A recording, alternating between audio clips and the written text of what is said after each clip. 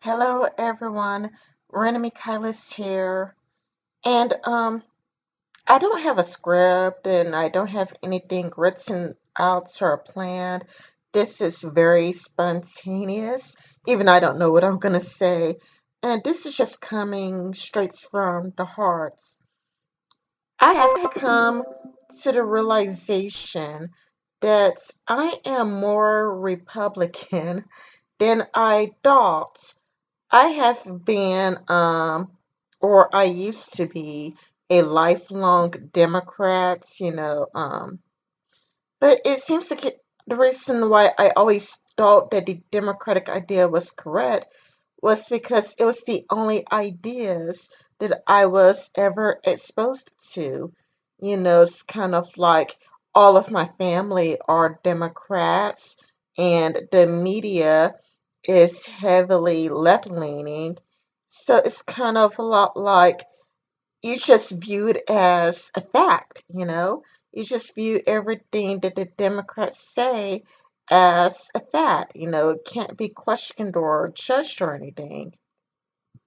And it's kind of a lot like after having some exposure to Republican ideas, it's kind of a lot like, well, I feel like I have more in common with Republicans than I originally thought. It's kind of like looking at Dinesh D'Souza's films. I watched Hillary's America and it was amazing. I do have like one criticism of it though. My criticism of Hillary's America would be at when it gets to the abortion parts, it does seem like Dinesh D'Souza did take the woman out of context. For example, the woman seems to be clearly telling a joke. She wasn't like seriously asking for money for body parts. And Vernaculus even covered it on his channel. And if you want, I could go through Vernaculus's channel, hunt it down, and leave it in the description. But Vernaculus already debunked that. The woman wasn't seriously asking for baby body parts to sell. She was just telling a joke. And the other clip, where the woman was chuckling and saying, of course. She clearly sounded uncomfortable. It was clear she was uncomfortable. But all in all, I enjoyed Hillary's America, and of course, I would recommend it. I do think it was a must see, and I gave it 5 stars. And I also watched Obama's America. I enjoyed it, but I would criticize it though. I do think it was too speculative. Like I think that there was too much speculation, but I think it was still good. And there were some facts in there. Like he talked about Jeremiah White. He talked about Frank Marshall Davis. Um, well, I mean, I was going to talk about Obama's America, actually. I wasn't going to talk about how I felt about the Republicans. That wasn't written down, but I was going to make a video review on Obama's America, but I guess this is a good time to talk about it. But yeah, I do think that's I guess I'll review it now. I do think that's I do think he has a point. It's still speculation because only white people themselves would know why they voted for Obama. But I do think that he made a hits a chord with something where he said that white people wanted to redeem themselves for slavery. I think that maybe white's guilt isn't new. Like maybe white's guilt isn't something that happened in 2014, 15, 16. Maybe white's guilt has always been there.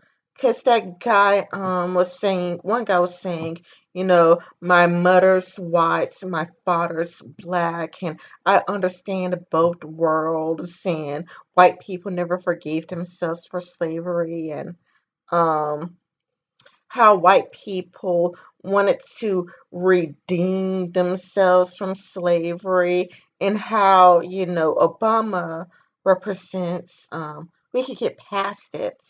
We could get past slavery.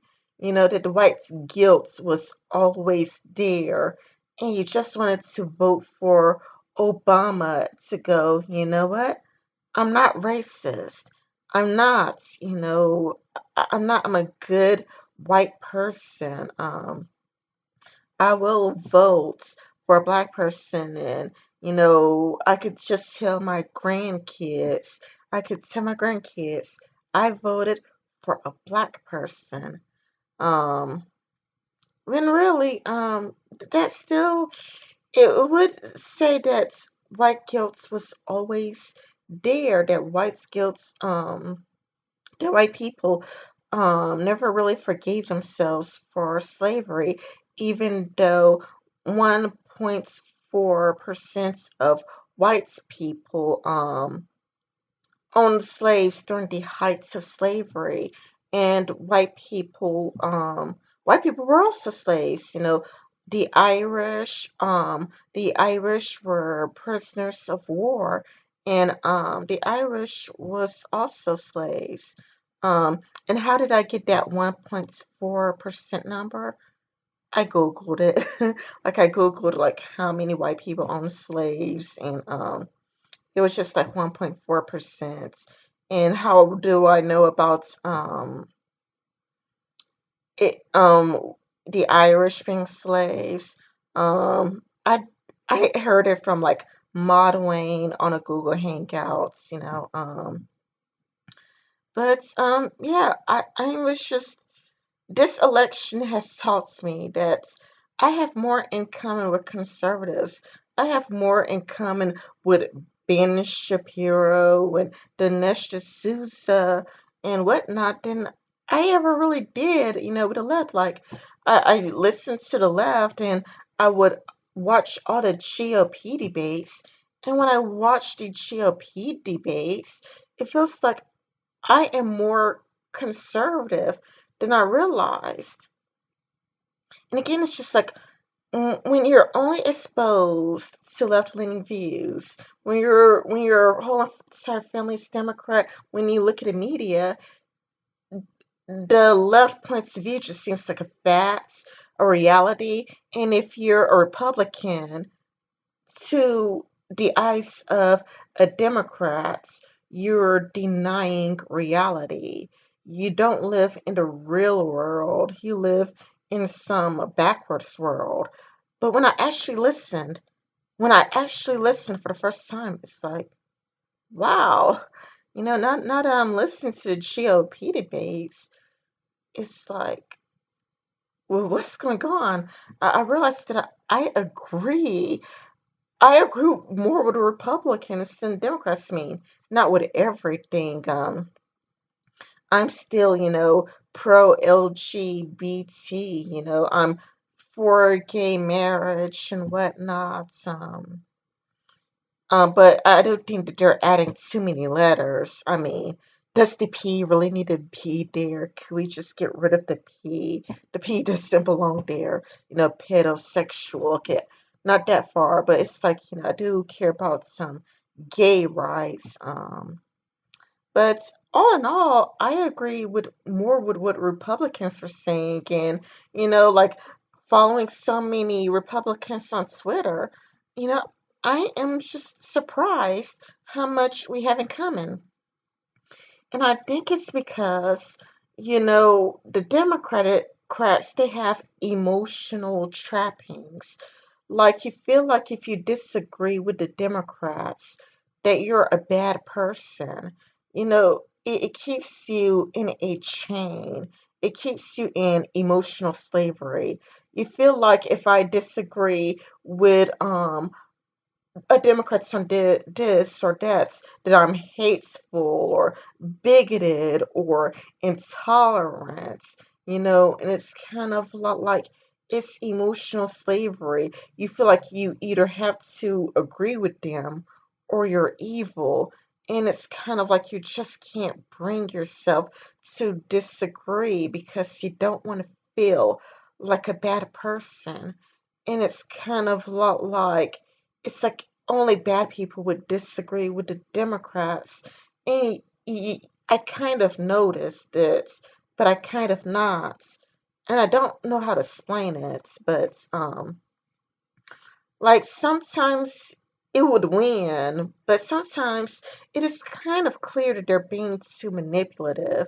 Like with the Tyra Banks show, Tyra Banks kept cutting people off mid sentence. You know that the person had more to say. You know that the person had way more to say, but Tyra Banks would keep cutting them off. It's like, you know what, Tyra, I don't trust you. I don't trust how you keep cutting people off. Or you have an average everyday person like myself saying one thing, and then Tyra Banks would have three experts, psychologists. And who are you going to trust more? Are you going to trust a regular person like me, or are you going to trust like three experts psychologists who disagrees? Um, and this is how Sarah Banks manipulates people, and it's why I always hated her. And I never really liked her because I could tell that she's just being manipulative and deceitful. But I do think that the Democrats, they do engage in ways that are manipulative and sneaky, and it gets to your conscience, and you would feel guilty and terrible. And if you disagree, and that's no real way to have a conversation. That's no real way to have a dialogue. And it's kind of like I remember when I think it was Trayvon Martin. I think it was Trayvon Martin, the guy who had the long rap sheets and was a criminal the whole time. And it's kind of like you have CNN painting one picture, and the liberals painting one picture, and Republicans saying like another picture. And I would be like, man, you must be racist. I was there at one point. I was there thinking, like, man, you disagree with CNN, the most trustworthy news network? How can you not trust CNN, the most trustworthy news network? You must be a racist, backward Republican. I didn't say it. I kept that to myself, but I would think it.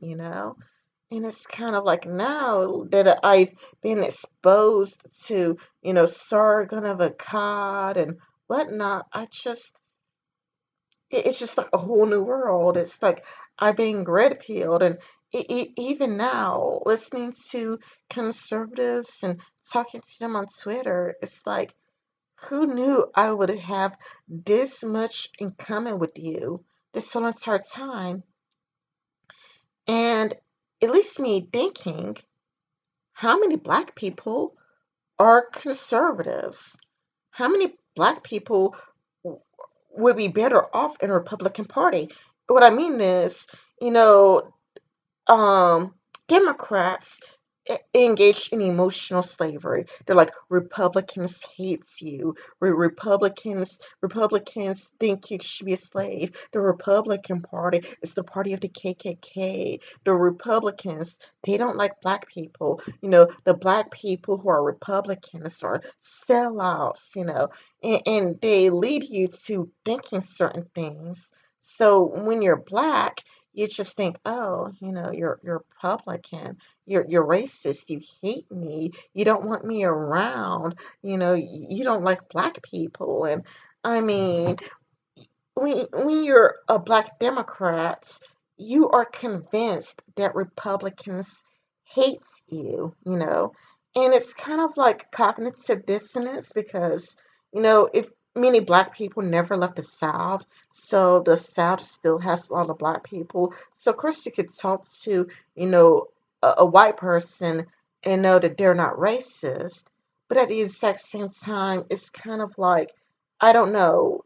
It's I don't know, ambivalence. It's just the states of ambivalence, or where you just have contradictory thoughts, feelings, and whatnot. Where you can have a friend that's a white Republican, but you could just turn on CNN and be convinced the Republicans are racist, but you can know that your friend is cool. So it's just I don't know, ambivalence. It's just, and it leaves me thinking. I wonder how many black people, if they were exposed to Republican ideas for the first time, I wonder how many would agree with them if they actually heard it. Because when it comes to Republican ideas, I haven't heard it. And that's the sad part. I haven't heard it into the GOP debates. Then it's like, I agree. But up until now, I never heard their ideas before. So it's just the very first time being exposed to a different idea instead of this emotional circle jerk. And so I wish I had the exposure. And it is unfortunate that I've only been exposed to different ideas now, and instead being in this democratic bubble. And I think also it's partly because in America, people don't want to talk about politics. Politics is off the limits. You don't want to talk about politics. But the sad part is, you could be right. It's kind of a shame that Republicans don't want to talk about politics because you could be right. Because the reason why I agreed with so many progressive ideas is because I haven't been exposed to ideas that contradict my worldview. If I had been exposed to different ideas, I may have been Republican sooner. And again, I don't agree with everything the Republicans say. Like I say, I'm still, pro LGBT. I love Blair White. I like the Just the Car. It doesn't bother me that they're gay, and I disagree. I disagree with Ben Shapiro on LGBT issues. Ben Shapiro seems to be against the gay marriage and against gay adoption. I'm still for gay marriage and I'm still for gay adoption. But all in all, I still agree far more with the Republicans than the Democrats. And well, that's all I wanted to say, and I'm sorry if this was a word salad. It was just a feeling that I had, and I just allowed it to just spit out there. You know, I came here pretty much unprepared. Um, I hope you liked this word salad, and hopefully I could give you a new video that actually makes more sense. I hope you enjoyed this video anyway, and I hope you would leave me a like, and if this is too incoherent, I you could just leave me a comment telling me I'm not making any sense, and I'll try to explain my ideas more articulately in the description. If I mean in the comments, if you want to me to further clarify what I mean, or you could talk to me on Twitter, and I could give you a clarification of what I mean if I'm not making enough sense. Have a nice day, y'all. Bye.